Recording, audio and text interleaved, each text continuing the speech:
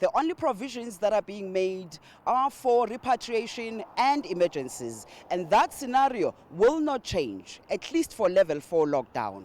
Yolisa Njamela for CGTN in Pretoria, South Africa. Around the world, schools in over 100 countries are closed to protect against the spread of the coronavirus. In Tanzania, thousands of students were expected to sit for their advanced certificate of secondary education exams. The exams, scheduled for May 4th, have now been postponed indefinitely. We caught up with a Tanzanian student and parent to see how they're coping with the news of the postponement. I'm a bit disappointed. Why am I still studying this hard? And yet we do not know when are we going to get back to school. So somehow I just minimized the way I used to study. I had to go slowly down. Though sometimes you just like, why am I doing this? I have to study. Yes. Then you start studying again. Then you feel down again, you get back. So that is how it has been. May God help these children. When they do get back to school, they should be given ample time to study, so that when they sit for their exams, they perform well. Because the issue is not just finishing, but getting a good education.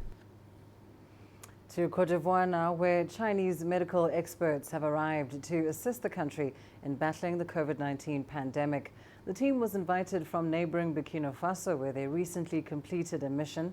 Côte d'Ivoire has so far confirmed nearly 1,400 cases and 17 deaths. Daniel Arap Moy has that story. It has been a tough call for Côte d'Ivoire amid rising coronavirus cases. The arrival of these Chinese medical experts is a welcome boost to the country. After our stay in Burkina Faso, we are here at the request of the Ivorian government to support Côte d'Ivoire in its fight against COVID-19. Our delegation is composed of 12 members. They're all doctors from Xinjiang.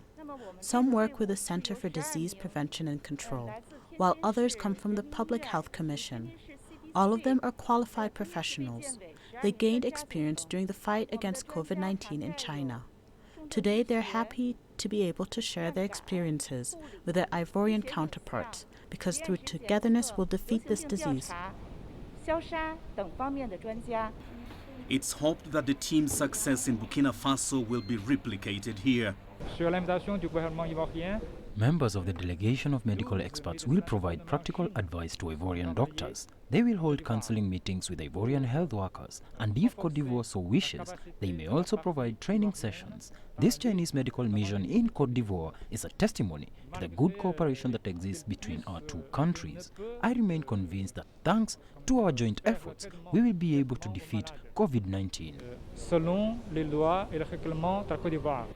China has already set the pace with its successful handling of the coronavirus pandemic. It's this beaten path that Côte d'Ivoire hopes to walk through. No colleague. Chinese doctors confronted with the disease much earlier, and that makes them one step ahead of us in the management of COVID-19 patients. Indeed, when the Chinese doctors were taking care of their first cases of COVID-19, Côte d'Ivoire had no cases and therefore did not know how to deal with this disease. Given the experience and expertise they have, it is important for us to know how they dealt with the disease in their country so that we can do the same here. This medical mission is expected to last for 10 days. It exemplifies China's solidarity with Africa as the continent battles the coronavirus pandemic. Daniel Arap Moy, CGTN. You're watching Africa Live. Let's take a short break.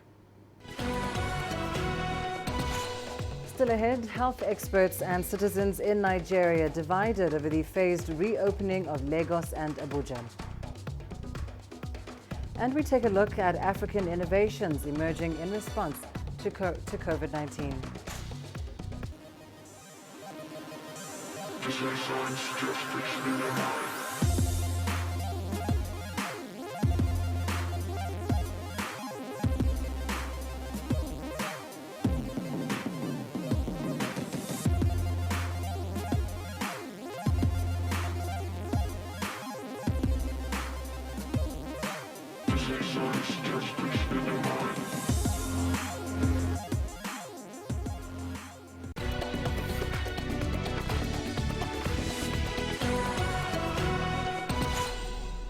The Nigerian government has begun easing coronavirus restrictions in the commercial capital of Lagos.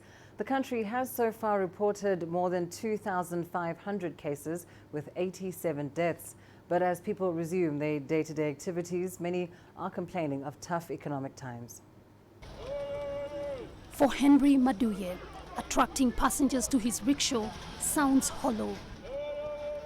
As a driver, he has not been on this call for 30 days now, since the Nigerian government locked down Lagos, the country's commercial capital, where he ekes out a living.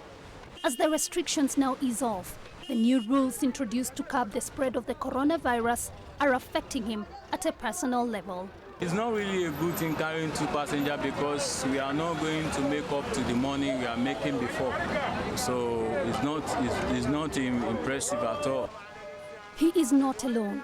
As life slowly resumes, many Nigerians here share Henry's sentiments. There is no increase in salary and there are increase in prices. In fact, companies are not paying full salaries, so this has adverse effect on my budget. The easing of restrictions here come a month after the government locked down the city as COVID-19 cases spiked. Now the city is back, and the economic effects of the disease are unfolding as the reality hits locals. Another city that was affected by the restrictions is Abuja. Here, many shops remain closed. However, locals still complain of economic hardships. I'm not happy. We are not happy. I don't have money in my pocket. I have family. I'm a father of 3. There's nothing at home right now. I was coming to work, telling my wife to pray for me to work and bring something so that we'll eat. But as you can see, there's no hope of working today.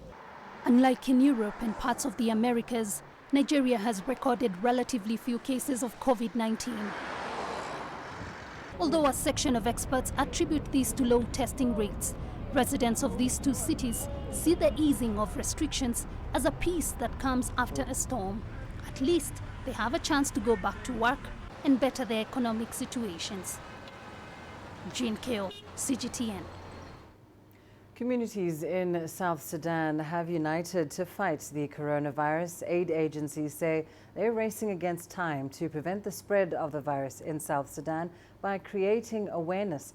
The nation is recovering from a civil war that forced millions of people to flee their homes and caused one of the continent's largest humanitarian crises.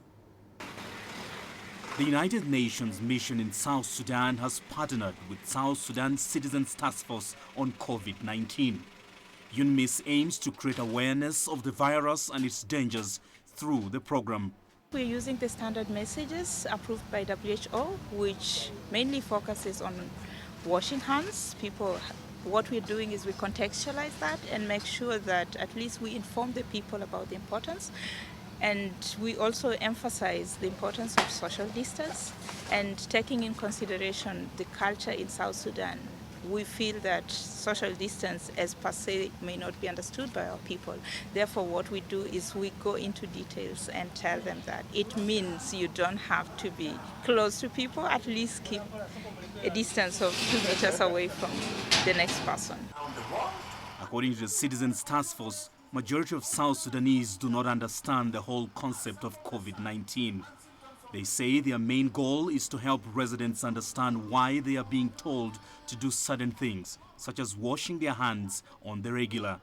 One of the biggest challenges that we have observed, and being a South Sudanese, is that it takes my people long to accept, and the myth that had been there has confused a lot, and there's so much miscommunication in society.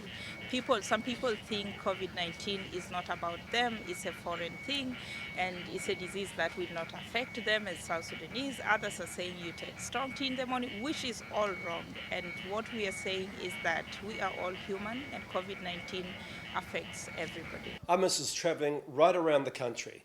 We're going to places like Leah, Ding Ding, but from Malakal right down to Yambio, across to Wau, and right down into the eastern Equatoria. We have the same message in the languages that people understand, which is keep safe, keep your distance, wash your hands. All of the same messages that I have to follow and everybody should follow. And in the POCs, particularly because everybody's so close together. Dispelling disbeliefs about COVID-19 in South Sudan has been a challenge. But UNMISS hopes that consistent messaging will get people to adopt preventive behavior. Daniel Arab Moy, CGTN. Ethiopian Prime Minister Abiy Ahmed and Eritrean President Isaias Afwerki have agreed to strengthen bilateral cooperation in the fight against COVID-19.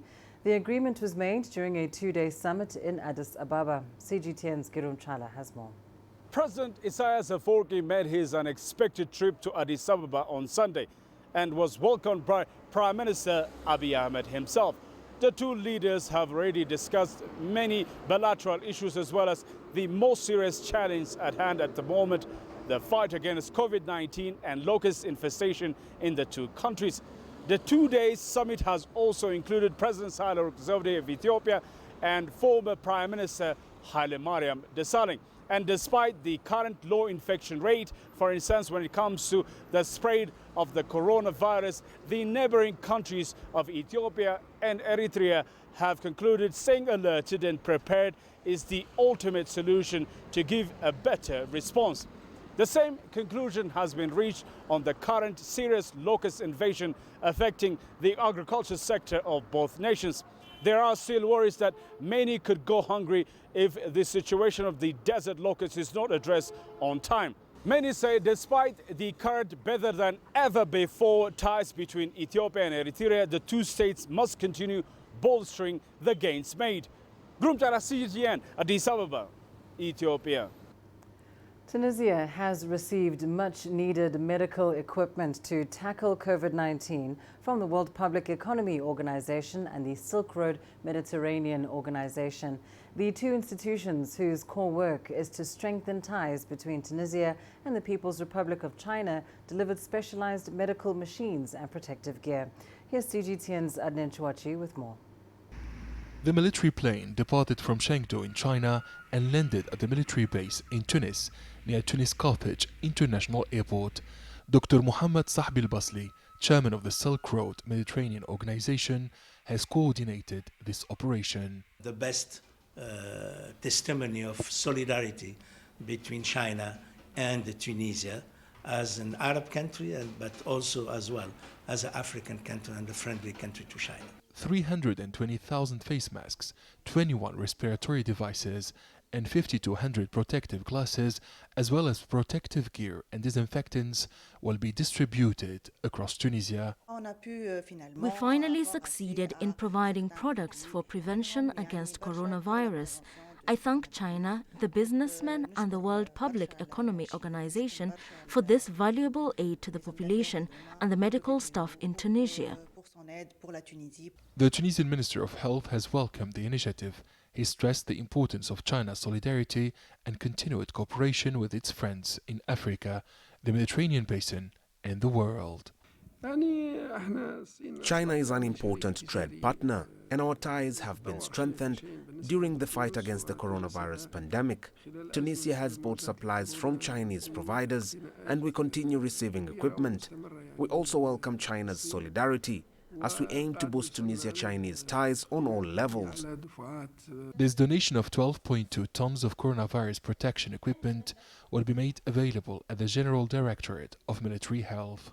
Analysts assert that the wave of support and assistance from China to Tunisia, Africa and the world shows the humanitarian dimension of the ambitious Belt and Road Initiative, a project which continues to bring people together even during the coronavirus pandemic. Adnan Chouachi, CGTN, Tunis. Well, we continue with our special series now on how the coronavirus pandemic is affecting communities across Africa. Today, we focus on innovations emerging in response to COVID-19.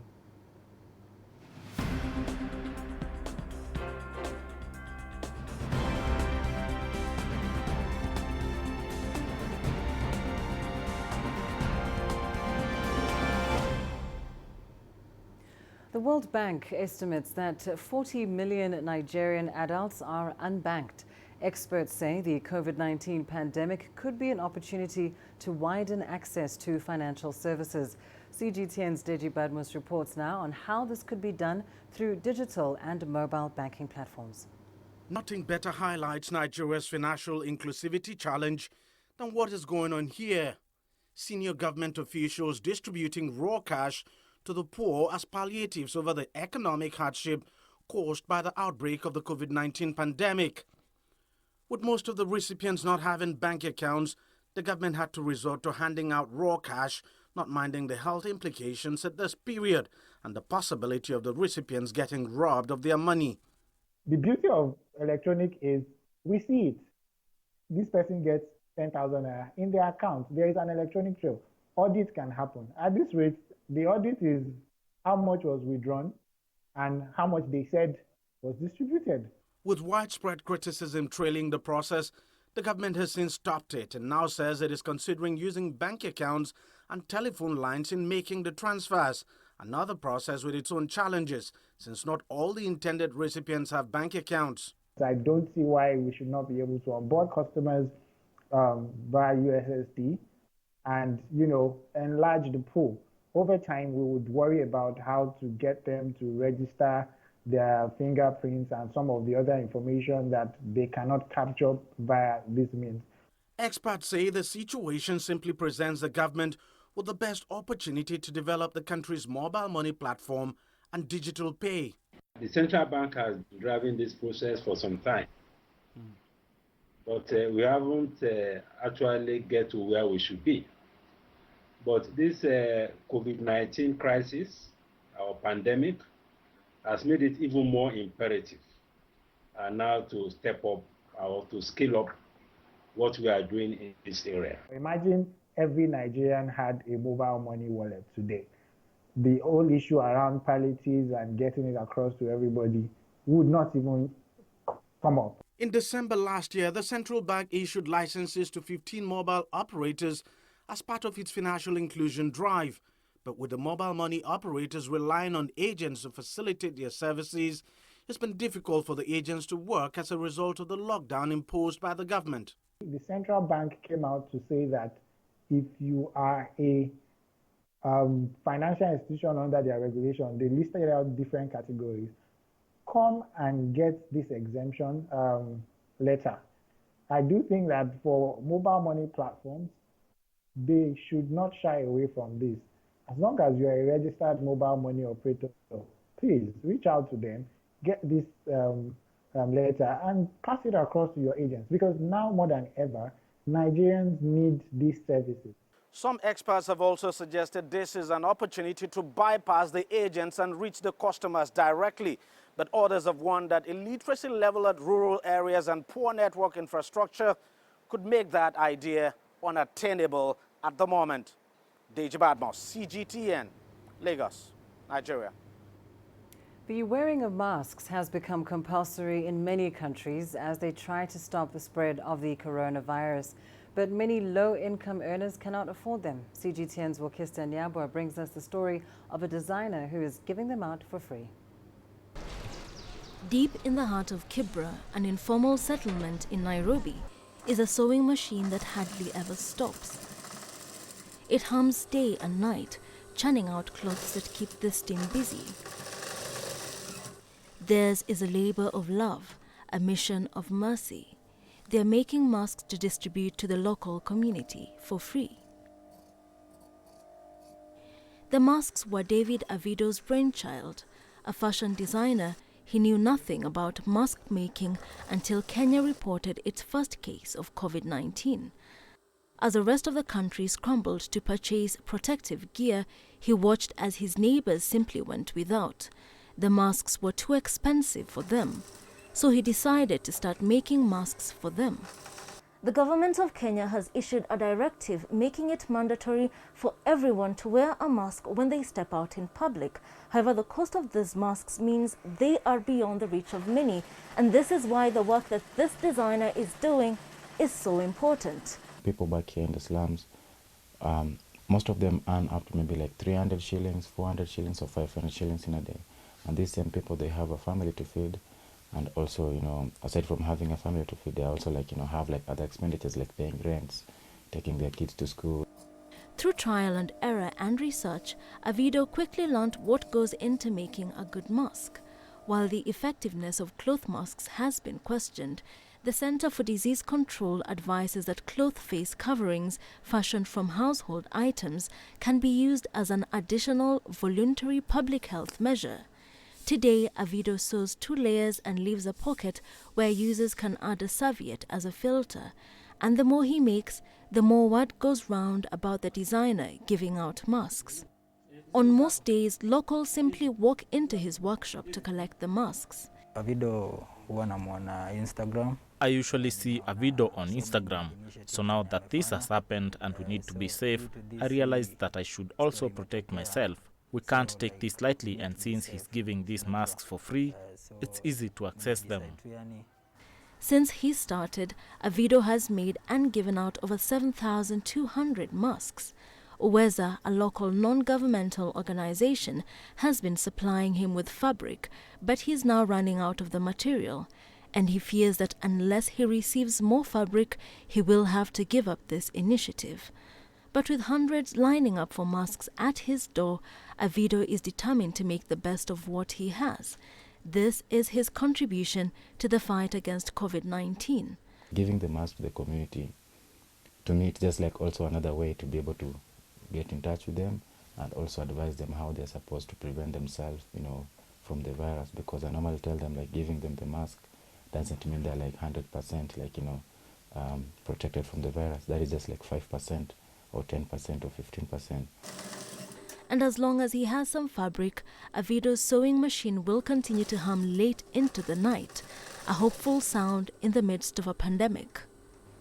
Wilkes Anyabo, CGTN.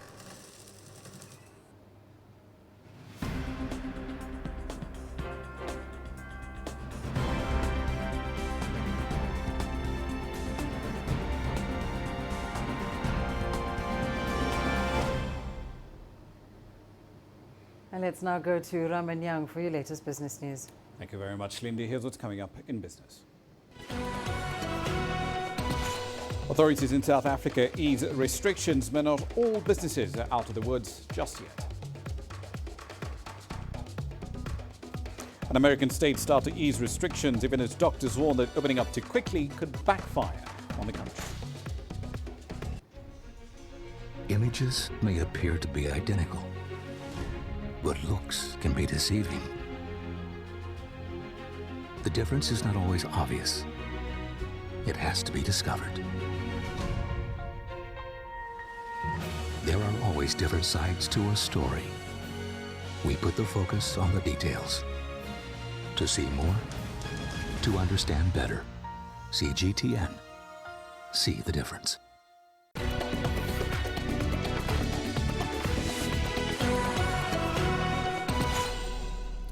Let's start in South Africa. The lockdown over there has been downgraded to level 4. That essentially means that some non-essential enterprises are now allowed to reopen.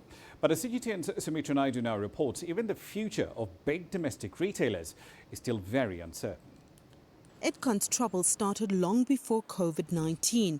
In March last year, the PIC loaned the retailer $158 million. Almost all was used by year-end with the turnaround in sight.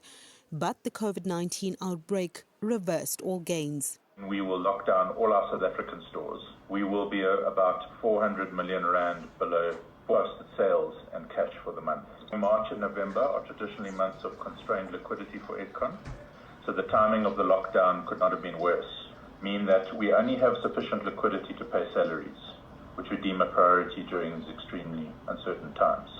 Edgar's has been around for 91 years. It is iconic in the South African retail space, but it failed to reinvent itself and built up massive debt over the years. The first 2 weeks in March, sales just slumped by about 400 million rands.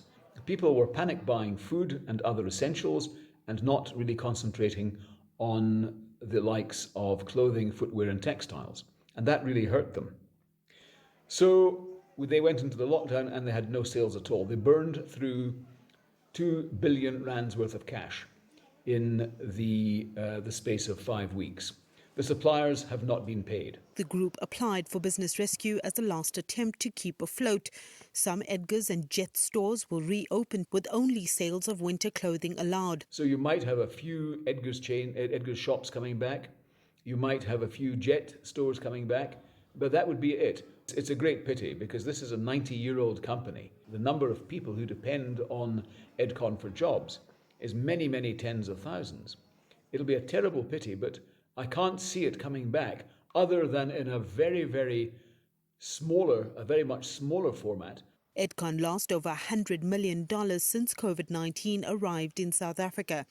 The group is hoping the voluntary business rescue will help keep the business alive. Edcon has 14,000 permanent employees and around 25,000 temporary staff. Sumitra Nadu, CGTN, Johannesburg, South Africa. Now, South African Airways also plans to start terminating its 5,000 staff next week if unions and workers fail to accept the proposed severance package that's on the table at the moment. Job cuts could start, in fact, on the 12th of May. The airline was forced to enter a local form of bankruptcy protection last December after failing to turn a profit since 2011. Business rescue specialists proposed the severance deals for all staff after the government declined to provide more bailouts. SA has been on taxpayer-funded life support, which has cost the country more than $1 billion in the last 3 years. As you've just heard, the state-owned carrier is still in bankruptcy protection, despite that deadline to unions having been made. CGTN's Angela Coppola explores where the carrier goes from here. The airline is in deep debt, to the tune of $500 million. It's also spent $194 million since January.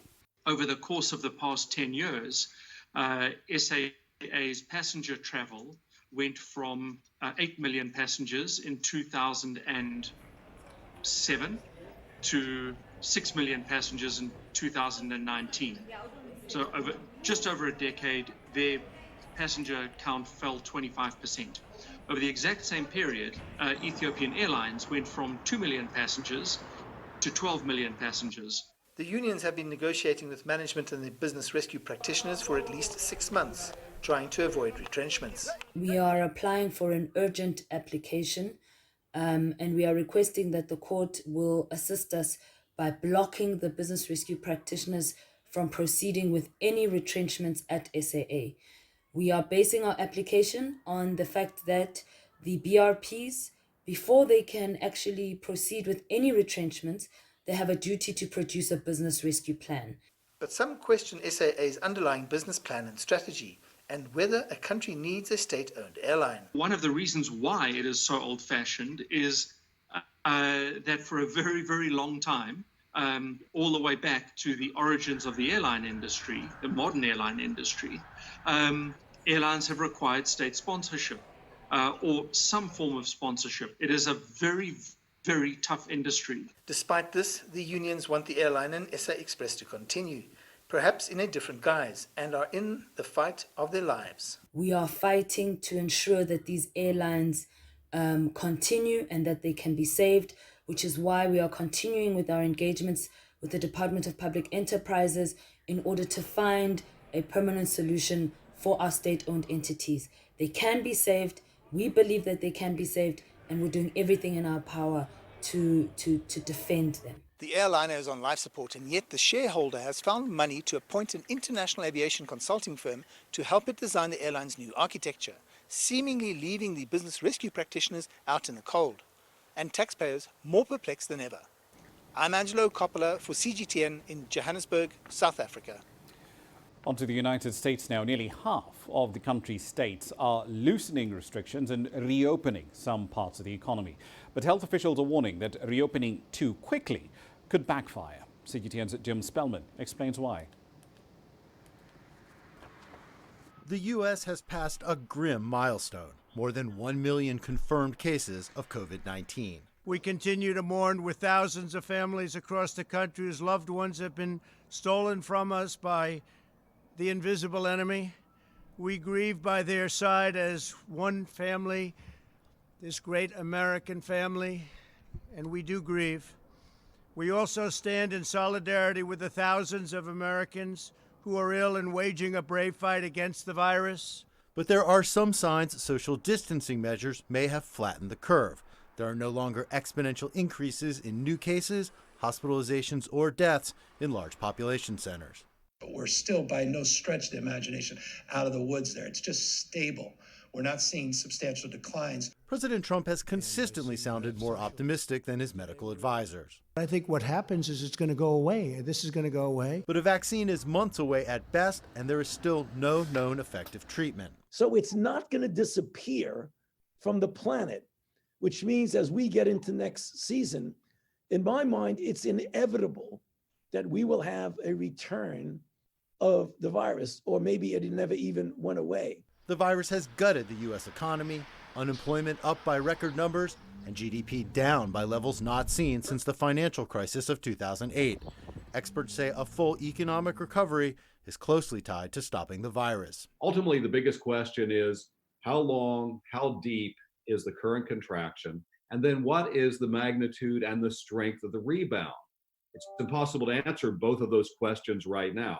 The most serious question we really need answered to have the resolution of the economic problem is the medical question. When can we have a vaccine? When can we have treatment for COVID-19 that we can be confident about? Public health officials warn that reopening too quickly or without appropriate safeguards in place could lead to a second wave of infections. Social distancing will be with us through the summer to really ensure that we protect one another as we move through these phases. More than half of U.S. states have plans in place to allow limited reopening of some businesses, but there are no immediate plans to allow large-scale gatherings like sporting events or conventions. Jim Spellman, CGTN, Bethesda, Maryland. I'll leave you there for the time being. Later on in global business, Nigeria started to ease restrictions on key urban areas. Lagos and Abuja come to mind. We're taking a look at the impact of this against, of course, the threat of spreading COVID-19. Where does that fine balance lie? We'll be live in Lagos answering that question. See you at 1800 GMT. For now, back to Lindy. Thanks, Rama. Well, let's take a short break. Here's what's still ahead on Africa Live. Coming up, musicians give a little cheer and hope outside Nigeria's isolation and treatment centers. The greatest journeys, the greatest sights,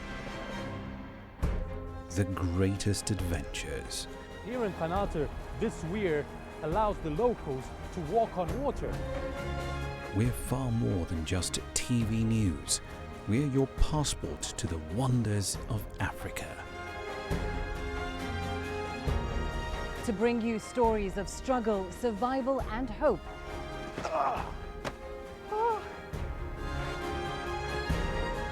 So let's explore.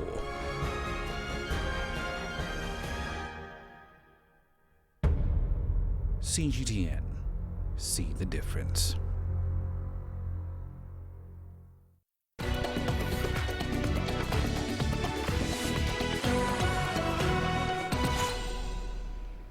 In Nigeria, the Lagos healthcare system is getting a special boost as it tackles COVID-19. Musicians are hosting weekly concerts outside isolation and treatment centers. CGTN's Asta Tal has more on how doctors and patients are getting a dose of music injected into their weekly routines. When you think of doctors taking a break at work, this might not be what you had in mind. But every week, these musicians play concerts outside of coronavirus isolation and treatment centers. This is part of an initiative launched last year by the Lagos State Health Commissioner to integrate art into the healthcare system. Usually, Peter and his bandmates would be playing at one of the city's mega churches, but they're taking quite a liking to their new audience. It was refreshing to see the affected persons and healthcare workers, revitalized with the music, and passing that healing through the therapeutic music that we're doing. It was an opportunity. I feel so honored to play there. Music and dance are an integral part of Nigerian culture. The love for both is on full display as audience members practice social distancing measures. Speaking from her home, Dr. Lewu touched on the potential health benefits. If we have something that can stimulate people fighting back, which you cannot quantify in terms of the number of pills or whatever you give for, it should be encouraged. As patients heal and healthcare workers continue to work hard to protect Nigerians, there's no harm in taking a minute to feel the beat. Asta Tal, CGTN. And coming up in your sports news, up next. Fitness clubs in Tunisia adopt modern technology to stay afloat.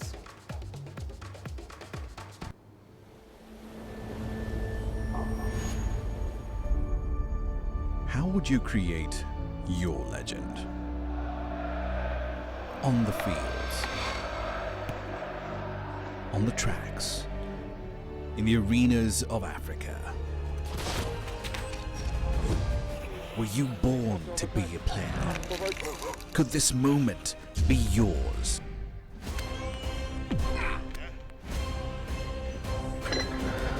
Sports Scene. Find your game.